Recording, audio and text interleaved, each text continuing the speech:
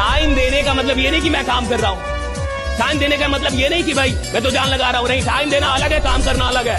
और काम करना अलग है, जान लगाना अलग है। सब अलग अलग चीजें हैं साहब। टाइम कोई भी देगा साहब, कोई भी आदमी टाइम दे सकता है।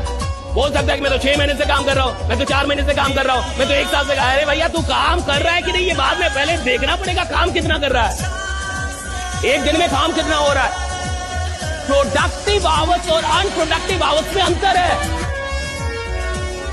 ऑफिस में आके बैठ के कंपनी की चाय पीने को काम नहीं कहता मैं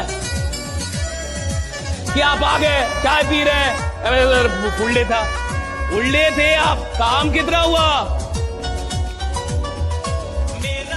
और जब आदमी स्वयं का आकलन करता है तब उसको पता चलता है कि बदलाव की कितनी आवश्यकता अभी बात। दिक्कत यह है कि हम पूरी दुनिया को देखना चाहते हैं, उसको नहीं देखते।